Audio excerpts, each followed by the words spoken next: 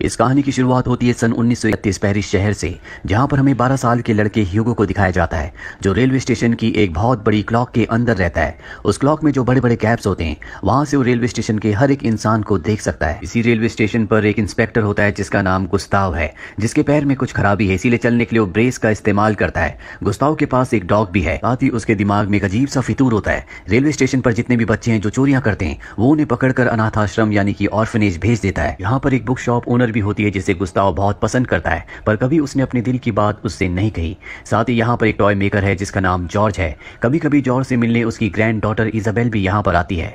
Station के ऊपर जो बहुत बड़ी क्लॉक है, वहां से ह्यूगो सब कुछ देखता रहता है, पर वो ध्यान रखता है कि वो गुस्ताव से बच कर रहे, क्योंकि वो ऑर्फनेज नहीं जाना चाहता। अब यहाँ पर जो टॉय मेकर होते हैं जिनका नाम जॉर्ज है, कुछ दिनों से उनकी शॉप में चोरियां हो रही होती है, इसीलिए वो परेशान होते हैं। इसी परेशानी में वो अपने चाबी वाले रैट को अपने काउंटर के ऊपर चला रहे होते हैं, और ऐसा करते करते उन्हें नींद आ जाती है। ह्यूगो ऊपर से सब कुछ देख रहा होता है, उसे वो रैट बहुत पसंद आता है, इसीलिए वो मौके का फायदा उठाकर रैट को चुराना चाहता है। लेकिन ये मिस्टर जॉर्ज की एक चाल होती है। वो ह्यूगो का हाथ पकड़ लेते हैं और कहते हैं कि आज तक तुमने जितनी भी चीजें मेरी दुकान से, शॉप से चुराई हैं, वो सब की सब वापस दो। ह्यूगो की जेब में जितनी भी चीजें होती हैं, वो सब की सब वापस रख देता है। ये सब के सब क्लॉक के पार्ट्स होते हैं। साथ ही उसके पास एक नोटबुक भी होती है, और जब मिस्टर जॉर्ज उस नोटबुक को देखते हैं तो उसमें क्लॉक के बहुत सारे पार्ट्स बने होते हैं, जिन्हें देखकर वो इंप्रेस हो जाते हैं। साथ ही इसमें एक स्केच भी होता है जो कि ऑटोमेटन का होता है। ऑटोमेटन इंसान के द्वारा बनाई गई एक रोबोटिक मशीन होती है। मिस्टर जॉर्ज ह्यूगो से पूछते हैं कि तुमने इस नोटबुक को कहां से चुराया है। ह्यूगो कहता है कि मैंने इसे चुराया नहीं है, बल्कि अपने पिता के साथ बनाया था। मिस्टर जॉर्ज कहते हैं कि तुम एक चोर हो। ह्यूगो उनसे अपनी नोटबुक छीनने की कोशिश करता है, लेकिन तभी इंस्पेक्टर उसे देख लेता है, और अब इंस्पेक्टर गुस्ताव अपने डॉग के साथ उसका पीछा करना शुरू कर देता है। ह्यूगो भागकर प्लेटफॉर्म की सीलिंग पर चढ़ जाता है, और गुस्ताव के पैर के जो ब्रेस होते हैं वो ट्रेन के दरवाजे के साथ अटक जाते हैं, इसीलिए गुस्ताव वहीं पर गिर जाता है। ह्यूगो वापस क्लॉक में आ चुका है, जहां पर वो क्लॉक को चाबी देता है, जिससे क्लॉक लगातार चलती रहती है, और एक बार फिर से क्लॉक के बीच में जो होल्स होते हैं, जो गैप है, उससे वो पूरे स्टेशन को देखना शुरू कर देता है। अब रात होने के बाद मिस्टर जॉर्ज जब अपने स्टोर को बंद करके घर जा रहे होते हैं तो ह्यूगो उनका पीछा करना शुरू कर देता है। मिस्टर जॉर्ज उसे कहते हैं कि मैं तुम्हारी नोटबुक को जला दूंगा, और अपने घर के अंदर चले जाते हैं। वहीं ह्यूगो विंडो पर देखता है जहां पर एक लड़की होती है जिसका नाम इजाबेल है। वो इजाबेल को नीचे बुलाता है और उसे बताता है कि मिस्टर जॉर्ज ने मेरी नोटबुक ले ली है, वो मेरे लिए बहुत इंपॉर्टेंट है। वो इजाबेल को सारी कहानी बता देता है। इजाबेल कहती है कि मुझे एडवेंचर बहुत पसंद है, मैं तुम्हारा साथ दूंगी और कोशिश करूंगी कि मिस्टर जॉर्ज को, जो कि मेरे गॉडफादर है, उस नोटबुक को जलाने ना दो। दरअसल मिस्टर जॉर्ज ने उसे अडॉप्ट किया होता है, इसीलिए वो उसके गॉडफादर है। और अब ह्यूगो वापस आ जाता है जहां पर वो ऑटोमेटन के सामने बैठा होता है। ये वही ऑटोमेटन है जिसके नोटबुक में स्केचेस हैं। ह्यूगो की आंख में आंसू है क्योंकि उसने नोटबुक को खो दिया। उसे वो पल आता है जब उसके पिता, जो कि एक क्लॉक मेकर थे, जो म्यूजियम में काम करते थे, म्यूजियम से इस ऑटोमेटन को घर पर लाए थे। दरअसल इन्हें म्यूजियम में ये ऑटोमेटन मिला था। ह्यूगो के पिता किसी भी कीमत पर इस ऑटोमेटन को दोबारा से एक्टिव करना चाहते थे, लेकिन सारा काम करने के बाद भी वो ऐसा नहीं कर पाए, क्योंकि ऑटोमेटन की एक हार्ट की थी जो उनके पास नहीं थी, और उस हार्ट की के बिना ऐसा नहीं हो सकता था। ह्यूगो को क्लॉक के और ऑटोमेटन के बारे में जितना भी पता है, उसने सब अपने पिता से सीखा है। एक दिन उसके पिता की फायर में मृत्यु हो जाती है।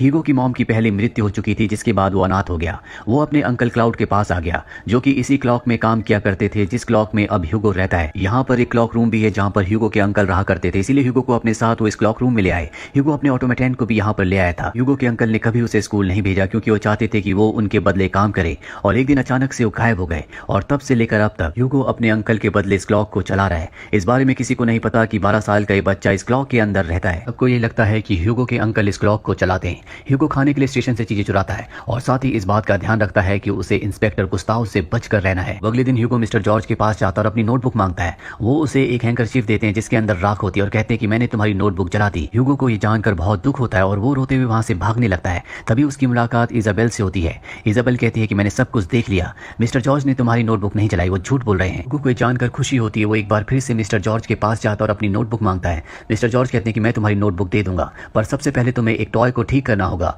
ह्यूगो उस टॉय को पहले से बेहतर बनाकर ठीक करके उन्हें दे देता है, जो देखकर मिस्टर जॉर्ज उससे इंप्रेस हो जाते हैं और कहते हैं कि अगर तुम मेरे लिए काम करोगे, मुझे तुम्हारा काम अच्छा लगा, तो मैं तुम्हारी नोटबुक तुम्हें वापस कर दूंगा। ह्यूगो उनकी बात मान जाता है, और अब ह्यूगो उनकी शॉप पर काम करना शुरू कर देता है। वो मिस्टर जॉर्ज से बहुत सारी चीजें सीखता है। काम करने के बाद वो इजाबेल से मिलने जाता है, और वापस आकर अपने ऑटोमेटन पर काम करता है। अब उसने बहुत सारी चीजें सीख ली होती है, इसलिए ऑटोमेटन थोड़ा थोड़ा हिलना डुलना शुरू कर देता है, जो देखकर ह्यूगो को बहुत अच्छा लगता है, क्योंकि ये उसके पिता का अधूरा काम है जो खुद पूरा करना चाहता है, और बिना हार्ट की के वो इसे नहीं चला सकता। अब ह्यूगो और इजाबेल की अच्छी खासी दोस्ती हो जाती है, और एक दिन जब ये दोनों के दोनों स्टेशन पर होते हैं, तभी इनके सामने इंस्पेक्टर गुस्ताव आ जाता है। ह्यूगो उसे देखकर डर जाता है। वो इजाबेल से कहता है कि बिल्कुल शांत रहना, इन्हें हमारे बारे में कुछ पता नहीं चलना चाहिए। गुस्ताव पहले से इजाबेल को जानता है, क्योंकि वो उसके अंकल को भी जानता है। गुस्ताव से इजाबेल इजाबेल कहती है कि ह्यूगो उसका कजन है, इसीलिए गुस्ताव इन दोनों को जाने देता है। दरअसल ह्यूगो इस वक्त इजाबेल को अपना घर दिखाने के लिए ले जा रहा होता है जो कि क्लॉक के अंदर है, पर अब वो अपना इरादा बदल देता है, इसीलिए वहां से भागने लगता है। इजाबेल भी उसका पीछा करती है लेकिन वो गिर जाती है। वो अपनी मदद के लिए ह्यूगो को बुलाती है। ह्यूगो वहां पर आ जाता है और उसकी मदद करता है। तभी वो देखता है कि उसके गले में एक लॉकेट है जो कि एक चाबी है और ये वही हार्ट की है जो उसे अपने ऑटोमेटन को चलाने के लिए चाहिए। वो इजाबेल से कहता है कि मुझे तुम्हारी ये की चाहिए। इजाबेल कहती है कि मैं तुम्हें एक शर्त पर ये की दूंगी, पहले मैं वो जगह देखना चाहती हूँ जहां पर तुम रहते हो। और इसके बाद ह्यूगो इजाबेल को क्लॉक के अंदर ले आता है। ये जगह देखकर उसे बहुत अच्छा लगता है क्योंकि हमेशा से वो भी इसी तरह के एडवेंचर अपनी जिंदगी में चाहती थी। यहाँ पर ऑटोमेटन भी होता है जिस पर वो इजाबेल की लगाता है और वो पूरी तरह से एक्टिवेट हो जाता है। एक्टिवेट होने के बाद उसके हाथ में जो पेन होता है उससे वो एक स्केच को ड्रॉ करता है जिसमें वो एक मून बनाता है जिस पर बुलेट जा रही होती है और स्केच के अंत में वो नाम लिखता है जॉर्ज मेलिस का, जो कि इजाबेल के गॉडफादर हैं। ये दोनों के दोनों हैरान होते हैं कि उन्होंने इजाबेल के गॉडफादर यानी कि इजाबेल के अंकल का नाम यहाँ पर क्यों लिखा। इस रहस्य से पर्दा उठाने के लिए दोनों के दोनों इजाबेल के अंकल के घर जाते हैं जहाँ पर इजाबेल की आंट होती है। ये वो स्केच को जो कि मशीन ने बनाया होता है इजाबेल की आंट को दिखाते हैं जो देखकर वो पूरी तरह से हैरान हो जाती है और इन दोनों से पूछते हैं कि ये स्केच तुम्हें कहाँ से मिला। ह्यूगो बताता है कि ये स्केच एक मशीन ने बनाया है और तभी डोर नॉक होता है। इजाबेल की आंट समझ जाती है कि मिस्टर जॉर्ज घर वापस आ चुके हैं, इसीलिए इजाबेल को ह्यूगो को एक कमरे में छुपने के लिए कहती है और कहती है कि तुम बिल्कुल आवाज मत करना। इसके बाद ह्यूगो और इजाबेल देखते हैं कि यहाँ पर एक अलमीरा है जो कि बहुत पुरानी है। ये उसकी तलाशी लेना शुरू कर देते हैं और तभी ऊपर से एक बॉक्स गिरता है जिसके अंदर बहुत सारे स्केचेस होते हैं और इन स्केचेस में एक स्केच वो भी होता है जो मशीन ने बनाया था। आवाज से अब मिस्टर जॉर्ज भी अंदर आ जाते हैं। वो अपने स्केचेस को देखकर रोने लगते हैं और कहते हैं कि अब वो कुछ भी नहीं है, वो पेनीलेस है, उनके पास पैसे नहीं है। साथ ही वो ह्यूगो को कहते हैं कि तुमने मेरे ट्रस्ट को तोड़ा है, तुम एक क्रूअल इंसान हो। ह्यूगो वहां से चला जाता है। अगले दिन एक बार फिर से इजाबेल ह्यूगो से मिलने के लिए आती है और ये एक लाइब्रेरी में जाते हैं जहां पर इन्हें एक फिल्म रिलेटेड बुक मिलती है जिससे इन्हें पता चलता है कि शुरुआत में कुछ लोगों ने फिल्में बनाना शुरू किया जो लोगों को पसंद आना शुरू हो गई, जिससे लोगों ने इस इंडस्ट्री में पैसा लगाया और एक छोटी सी जगह हॉलीवुड बन गई। इस बुक को जब वो आगे देखते हैं तो वहां पर इन्हें वो फोटो भी मिलती है जो मशीन ने यानी कि ऑटोमेटन ने बनाई थी, जिसे देखकर जॉर्ज पूरी तरह से हताश हो गए थे। और उस फोटो के नीचे भी जॉर्ज मेलिस का नाम लिखा होता है। लिखा होता है कि वो उन शुरुआती निर्माताओं में से एक थे जिन्होंने हॉलीवुड की रचना की, जिन्होंने फिल्में बनाई, पर बाद में उनकी दुखद मृत्यु हो गई। अब ये पढ़ी रहे होते हैं कि पीछे से एक आदमी आ जाता है जो इन दोनों बच्चों से पूछता है क्या आपको मिस्टर जॉर्ज पर दिलचस्पी है।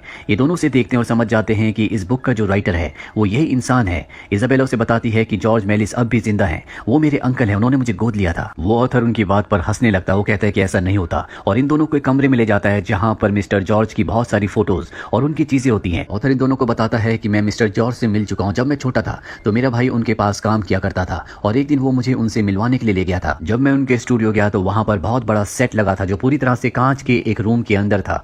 वहां पर वो इल्यूजन क्रिएट कर रहे थे, यानी कि उस जमाने में वो ऐसी फिल्में बनाते थे जो कि उस वक्त की टेक्नोलॉजी से करना बहुत मुश्किल था। वो अपनी फिल्मों में एक्ट भी किया करते थे और मैं उनसे मिला था। मैं उस मुलाकात को कभी नहीं भूल पाया।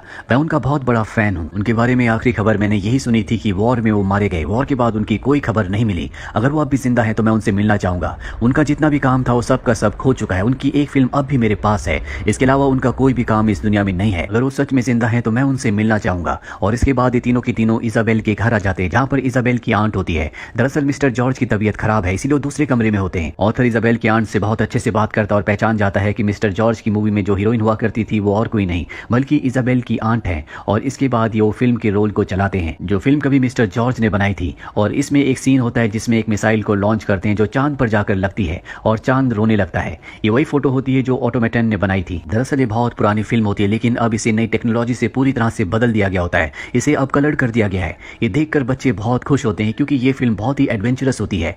जब ये फिल्म चल रही होती है तभी मिस्टर जॉर्ज भी इस कमरे में आ जाते हैं। वो अपनी ही बनाई हुई फिल्म को देखकर अपनी अतीत की जिंदगी में खो जाते हैं और सबको बताते हैं कि अपनी जिंदगी के शुरुआती दिनों में वो एक मैजिशियन थे। साथ ही वो मशीन्स भी बनाया करते थे और जो मशीन इस वक्त ह्यूगो के पास है यानी कि ऑटोमेटन, वो भी उन्होंने बनाई थी। मिस्टर जॉर्ज बताते हैं कि एक बार मैं सर्कस देखने के लिए गया था जहां पर प्रोजेक्टर से मैंने एक सीन देखा था जिसमें ट्रेन चल रही थी। उसे देखकर मैं पूरी तरह से हैरान हो गया। इसके बाद मैंने फिल्में बनाने का तय किया। मैंने अपना सब कुछ बेच दिया, एक कैमरा बनाया और स्टूडियो खरीदा जहां मैंने इल्यूजन से भरी हुई फिल्में बनाई जिसने लोगों को पूरी दुनिया को चौंका दिया। मैंने अपनी वाइफ के साथ 500 फिल्में बनाई। मेरी जिंदगी में सब कुछ अच्छा चल रहा था, पर तब वर्ल्ड वॉर शुरू हो गया और लोगों की फिल्मों में दिलचस्पी पूरी तरह से खत्म हो गई, जिससे मेरा बहुत नुकसान हुआ। मैं पूरी तरह से बर्बाद और हताश हो गया। मैंने अपनी सारी फिल्मों को, अपने स्टूडियो को जला दिया। जो कुछ मेरे पास बचा था उसे बेचकर मैंने स्टेशन में एक शॉप खरीद ली और जो ऑटोमेटन मैंने बनाया था एक म्यूजियम में डोनेट कर दिया। लेकिन अभी कुछ वक्त पहले वहां पर एक हादसा हुआ था जिसमें वो पूरी तरह से खत्म हो गया। ये उसी हादसे की बात कर रहे होते हैं जिस हादसे में ह्यूगो के पिता की मृत्यु हुई थी। जॉर्ज कहते हैं कि हैप्पी एंडिंग सिर्फ मूवीज में होती है, असली जिंदगी में नहीं।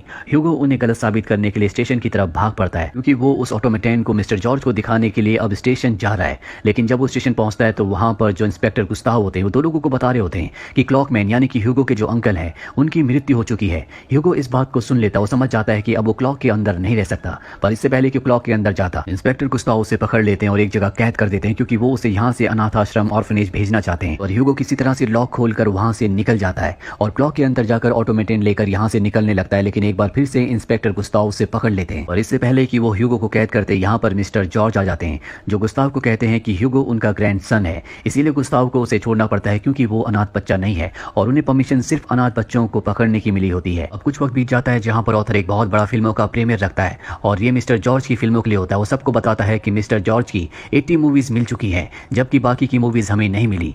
इसके बाद मिस्टर जॉर्ज आते हैं, सब उनका स्वागत करते हैं क्योंकि उन्हें पहले से सब जानते हैं। और अब मिस्टर जॉर्ज की फिल्में चलाई जाती है जो कि उस वक्त के हिसाब से बहुत ज्यादा क्रिएटिव होती है। सभी को फिल्में बहुत अच्छी लगती है। फिल्में खत्म होने के बाद सब मिस्टर जॉर्ज का और उनकी वाइफ का ऑटोग्राफ लेते हैं और उन्हें और भी फिल्में बनाने के लिए ऑफर देते हैं। इससे मिस्टर जॉर्ज को बहुत खुशी होती है। ह्यूगो को भी अपना नया परिवार मिल चुका है जो कि मिस्टर जॉर्ज का है। मिस्टर जॉर्ज ने उसे अपने साथ रखने का फैसला कर लिया है। इजाबेल अब एक कहानी लिखना शुरू करती है जो कि ह्यूगो की जिंदगी के ऊपर होती है और इसी के साथ ये फिल्म, ये कहानी यहीं पर खत्म हो जाती है। उम्मीद करते हैं कि ये कहानी आपको पसंद